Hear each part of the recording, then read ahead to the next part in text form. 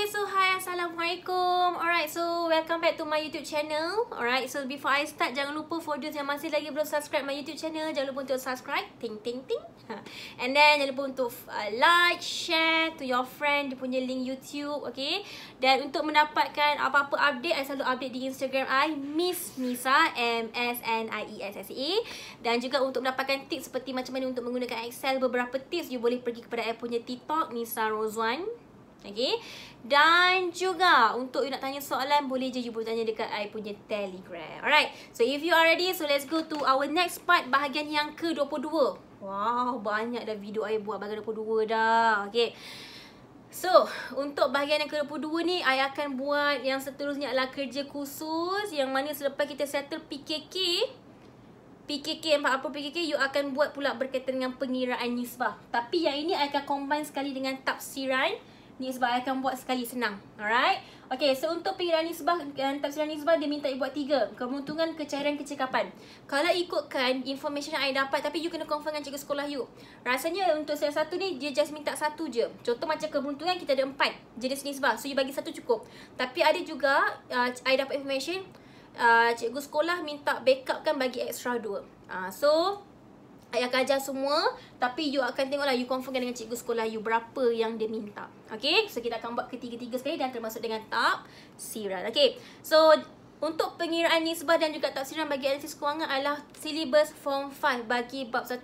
Mungkin sekejap lagi you akan terlepas dalam formula-formula yang I akan beri. Okay, you boleh rujuk dekat dalam buku textbook you,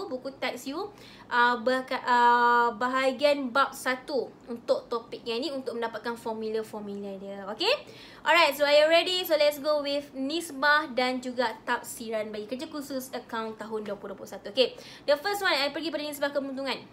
Okay, nisbah keberuntungan kita ada 4. Okay, so I pergi yang pertama dulu. Yang pertama kita panggil sebagai peratus untung kasar atas kos jualan, ataupun nama lain dia adalah tokokan. Macam mana formula dia? Ini siapa yang masuk kelas I, dia akan tahu dah trik dia, okay? Yang mana you akan ambil untung ni akan berada pada atas, yang kos jualan ni akan berada pada bawah. So, formula dia akan jadi untung kasar over kos jualan kali dengan 100. Kenapa kena kali dengan 100? Sebab dia adalah berkaitan dengan peratus. Nampak? Peratus untung kasar. Sebab tu kenapa kita kena kali dengan 100. Okay. Semua information formula yang you akan masukkan ni, semua tu you akan ambil daripada Apur dan PKK. Okay. So, untung kasar, kos jualan di Apur. So, I pergi balik dekat Apur I. Untung kasar hari tu I dapat sebanyak 8,400. Ni. So, I pergi dekat I punya nisbah. So, 8,400 adalah untung kasar I. Bahagikan dengan kos jualan. Kos jualan I dapat berapa? Kos jualan I yang ni. Sebanyak 8,739. So, I bahagikan dengan 8,739. So, tekan kalkulator macam biasa. So, you akan buat apa? 8,400 bahagi dengan 8,739. Kali dengan 100. So, I dapat, banyaknya. Ya, betul. Peratus untung kasar atas kos jualan. Macam tak logik. 8,400 tolak dengan 8,739. Okey lah tu. Banyak gila. Tak apa, ambil je. Masyuk lah, kiranya I ni masyuk lah kat sini, okay? Nampak, bila kita faham, kita akan nampak, kenapa berjadi macam ni? Okay, I dapat 96.12. Maksudnya apa? Okay, maka ini adalah pengiraan nisbah. Dan dia minta buat tafsiran kan? Dia buat dekat sebelah ni. Tafsiran dia apa? Macam mana I nak buat tafsiran? I akan cakap, I akan ambil yang bawah dulu. Bawah dulu. Bagi setiap RM1 kos jualan, bagi setiap RM1 ringgit, RM1 kos jualan I, untung kasar yang I dapat adalah, yang ini you akan tukar kepada sen. Kalau I tukar kepada sen, ni kan peratus kan? Betul tak? Ni peratus. Jadi ni 96.12 per 100. I akan dapat sebanyak RM0.96 sen. Maksudnya, setiap RM1 kos yang I keluarkan, untung kasar I adalah sebanyak 96 sen. Okey tu, I keluar RM1, I dapat balik untung kasar I 96 sen. Itu maksud cerita tafsiran dekat sini. Okey, so maka ayat I akan jadi apa? Bagi setiap RM1 kos jualan I, perniagaan I, untung kasar bagi perniagaan I. You letak nama perniagaan you lah. Okey, yang dapat diperolehi adalah sebanyak sen. Nak letak 96 sen boleh, nak letak RM 0.96 pun boleh. Tak ada masalah. Dua-dua okey. Okey, so itu cara dia. Okey, so inilah yang pertama. Okay, yang kedua, you juga boleh menggunakan formula peratus untung kasa atas jualan, yang mana formula adalah untung kasa bahagi dengan jualan. So, maka you pun ambil lah untung kasa you tadi. Sama dengan tadi, untung kasa I adalah dekat atas ni 8,400. Okey, bahagikan dengan I punya jualan. Jualan I dapat yang tadi adalah 17,139. 17,139. And then jangan lupa darabkan dengan 100. So 8400 bahagi dengan 17,139 kali dengan 100. So I dapat dekat sini 49%. Nak ambil 2 perpuluhan pun boleh, terpulang. I letak sini 49. Okay, maksudnya kalau I tukar dia akan jadi berapa? Dia akan jadi RM 0.49 sen. So ayat sama je. Start dengan bawah.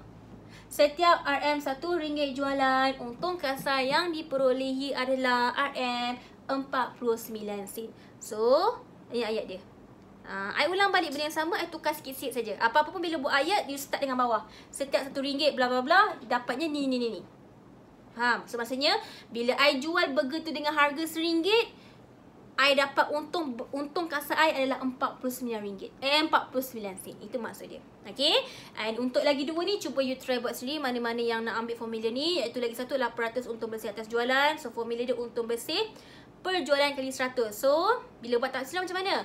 Setiap RM RM1 jualan, untung bersih yang diperolehi adalah, ulang balik benda yang sama. Okay? And satu lagi formula adalah pulangan atas modal. Pulangan, kalau you buat bisnes, you as a owner business, you nak dapatkan pulangan apa? Untung bersih. So, formula sebab itulah formula dia jadi macam ni. Untung bersih bagi modal. Apa-apa pun untung bersih mesti dekat atas. Untung bersih bagi modal. And then kali dengan 100. Modal ambil dekat mana? Dekat dalam PKK. Untung bersih dekat mana? Dekat dalam Apur. Okay, macam mana cara untuk nak explain dia? Simple. Modal kan you labur. So, jadinya, setiap RM RM1 modal yang dilaburkan, okay, yang dilaburkan dalam perniagaan, untung bersih yang diperoleh adalah bla bla bla, letak jawapan. Nampak? Ni taksiran ni tak perlu pun nak tengok buku. You tengok daripada formula pun dah tahu dah. Start pada bawah and then dapatkan apa yang dekat atas ni. Yes. Okay, so itulah untuk taksiran yang pertama. And juga nisbah yang pertama itu nisbah keberuntungan. Settle. Tak susah pun. Okay, next kita pergi pula pada nisbah yang seterusnya adalah nisbah kecairan. Nisbah kecairan kita dua jenis, iaitu nisbah semasa dengan nisbah ujian aset. Nampak ni perkataan semasa. Semasa dah menggambarkan apa? Aset semasa dengan liability semasa. Okay, so aset semasa, liability semasa you akan ambil dekat mana? Dekat PKK. Tak kali dengan 100 sebab dia nisbah. Dia bukan peratus. So, aset semasa dekat sini total adalah 29290. Ui, cantik nombor I. 29, lupa dah. 29290. So, 29290. Liability semasa pun dekat PKK. Liability adalah 8346. 8346. So, I pun kira lah 29290 bahagi dengan 8346. So, I dapat 3.5. So, I pun masuklah 3.5. Okay. Maksud dia apa ni? Maksudnya adalah aset yang kita memiliki ni, adakah cukup untuk kita menjelaskan hutang yang kita ada? Yang atas ni aset kan? Ni adalah aset kita ada. Liability ni hutang. So, bila kita tengok sini, cukup. Bermaksudnya apa tau? Maksudnya lah, setiap RM1 liability yang syarikat ni ada, liability semasa yang syarikat ni ada, syarikat ni mempunyai aset sebanyak RM3.50. Lebih daripada cukup untuk kita nak bayar. So, bagus ke tak? Bagus. Tapi kalau kita dapat satu ni sebab satu, bagus tak? Tak. Kenapa tak bagus? Sebab hutang RM1. Duit ada RM1. Kalau you bayar, ada tak aset? Tak bagus. So, better dia kena lebih daripada RM1. So, tafsiran dia akan buat apa? Bagi setiap RM RM1 liability semasa yang kita ada. Okay. Ni dah letak nama perniagaan you. Okay. Perniagaan ini mempunyai aset sebanyak berapa? Kalau tadi I dapat berapa? RM RM3.50 untuk menjelaskan liability semasa. Itu cara dia. Okay. Kita nak explain lah. Cukup ke? Kalau tak cukup, kita nak cakap lah. Alright. Okay. Macam ni cukup. Okay, next. Kita ada nisbah hujan asid. Nisbah hujan asid ni apa? Asid. Asid something yang kalau you simbah kat muka korang cepat je kan. Cepat lah tu maksud dia. So, formula dia tambah sikit je. Tolak dengan inventory akhir. So, I akan ambil sama 29290 per dengan 8346. I akan tolakkan dengan inventory akhir. Inventory akhir I boleh ambil dekat Apur. Iaitu sebanyak 1136. This one. 1136. So, I tolakkan dia. Dia punya jawapan yang ini dia kena kurang daripada yang atas sebab kita tolak inventory akhir. Okay. So 29290 tolak 1136 and then I bagikan dengan 8346. Nampak? Kurang. I dapat 3.37. 3.37. So tak sebenarnya tak apa tau, tambah sikit perkataan dengan kadar segera. Bagi setiap RM1 liability semasa perniagaan kita, syarikat mempunyai aset sebanyak RM3.37 untuk menjelaskan liability semasa dengan kadar yang segera. Lebih kurang sama, cuma tambah perkataan kadar segera. Kenapa kadar segera? Sebab inventory akhir adalah something dalam bentuk barang. Nak tukar dalam bentuk duit, dia mengambil masa. So kita nak fikir berapa cepat kita boleh bayar tanpa menggunakan aset inventory akhir. Itulah maksud dia. Okay. Siapa yang nak belajar lebih lanjut berkaitan topik ni, panjang tau sebenarnya cerita ni. Untuk melatihkan you betul-betul untuk you berfikir sebagai seorang accountant, panjang sebenarnya cerita ni. Rasanya bulan 10 I akan masuk topiknya ni. You boleh pergi join I punya private class. Okay, I ada buat untuk topik ni pula. Okay. Alright, so settle untuk nisbah kecairan. Okay, next kita pergi kepada nisbah kecekapan. Nisbah kecekapan kita ada dua. Okay, kita ada kadar pusing ganti inventory, kita ada tempoh kutipan hutang dan juga tempoh bayaran hutang. Kita pergi dulu untuk bahagian kadar pusing ganti inventory. Okay, formula dia apa? Kos jualan bagian inventory purata. Okay, macam mana dapat inventory purata? You akan ambil inventory awal, campurkan dengan inventory akhir, bahagi 2. Ini yang sepatutnya. Tetapi ini adalah bisnes yang first time you buat. Instead dari inventory awal. So you just letak inventory purata ni as you punya inventory akhir sahaja. So you pun ambil lah kalau you punya Apur. So kos jualan you berapa? 8739. So I put here as 8739. And inventory akhir I berapa? Inventory akhir I adalah 1136. So bahagi dengan 1136. So 8739 bahagi 1136. So I dapat sebanyak 7.69.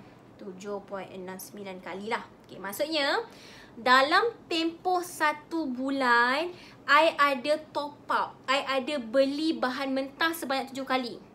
Logik lah. Kalau kita tengok kan, kita beli daging burger dah 4 kali, beli telur dah berapa kali. So dalam maksudnya kenapa kita top up? Barang habis beli. So dalam masa sebulan. Kenapa cakap sebulan? Sebab kita buat bulan Mac saja kan. So maksudnya dia akan jadi apa? Perniagaan, bla-bla-bla, nama perniagaan kita telah melakukan pembelian inventory dalam satu tempoh perikanan yang sebulan punya. Sebanyak berapa you masukkanlah jawapan you tadi, yang 7.69 kali, untuk menunjukkan stok inventory sentiasa diganti. Dan ini menunjukkanlah stok inventory kita sangat aktif. Aktif lah. 1 bulan 7 kali beli. Kan? Macam wow. Maksudnya beli je habis. So it's a very good. Tapi kalau katakanlah you kira-kira dapat 1 contoh, okay juga, tapi dia macam kurang bagus. Kenapa? Dalam masa sebulan just dia top up barang sekali je. Maksudnya barang dia tu lambat habis. Bila lambat habis menunjukkan apa? Jualan dia slow. So bila barang kita cepat habis, maksudnya kita punya jualan adalah laju. Itu maksud dia. Okay, ni I terang lah. Kita bukan buat kerja khusus je, kita belajar sekali. Okay. Alright, next kita pergi pula pada tempoh kutipan hutang. Bila cakap pasal kutip hutang, of course dia related dengan ABT. Bila cakap pasal ABT, mesti related dengan jualan. Bila cakap pasal jualan, bila dengan jualan dengan ABT, mesti bercakap pasal jualan hutang, iaitu jualan kredit. Sebab tu formula dia ABT over jualan kredit kali dengan 31 hari. So jualan kredit kita berapa? Yang ni you kena ambil kat mana? You kena ambil daripada account kawalan you. Ingat tak? You punya jualan kan, berapa total jualan you. So jualan tu you kena ambil daripada mana? You pergi balik dekat you punya journal jualan. Journal jualan tu kan you akan dapat you punya ABT. Sekejap I tunjuk. Mana Mana gini. So jenis jualan ni menunjukkan adalah total kita punya jualan kredit sebanyak 1525. So 1525 ni adalah jualan kredit, and ABT kita you akan ambil balik dekat mana? Dekat kita punya PKK. Total ABT kita mana tak nampak dah pula. Ni 300. So total ABT adalah 300. So jadinya 300 bahagi dengan jualan kredit I dalam jurnal am tadi adalah 1525. Okay. Lepas tu sebabkan kita buat ni untuk sebulan saja kan, so I akan kalikan dengan 31 hari.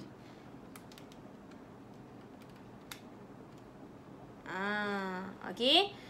So ini ada punya ni lah. Jadinya apa yang I nak cuba sampaikan adalah dia macam ni.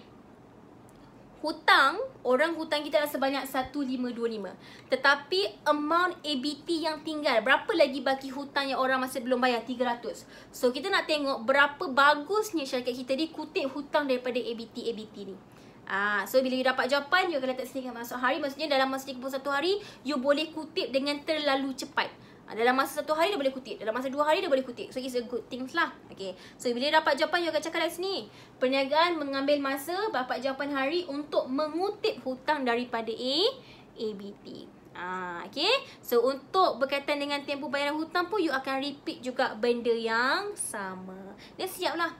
Tapi confirmkan dengan cikgu you kena buat dalam satu nisbah tu, kena buat 1 atau 2. Kalau buat 1, you buat je lah 1. Okay. Settle. So ini ada pengiraan nisbah dan juga tafsiran bagi analisis kewangan yang ada. Alright. So buat sebaik yang mungkin, buat sekemas yang mungkin. Okay, so I dah bagi both tau. Untuk kerja khusus ni I dah bagi both. Pengiraan pun sudah, and tafsiran nisbah pun sudah. So you just masukkan sahaja, and kita cuma tinggal lagi sikit lagi je belanjawan tunai. Okay, belanjawan tunai mungkin I akan buat hujung minggu ni. Ini pun I baru habis kelas, I terus complete kan. Okay, sebab ramai sangat yang request untuk cepat. Alright. So kita jumpa lagi. So kalau tak ada apa-apa, I akan jumpa lagi on next video, bahagian yang seterusnya. Alright. So apa-apa pun buat, teruskan, jangan pernah berhenti. Sikit lagi you nak habiskan.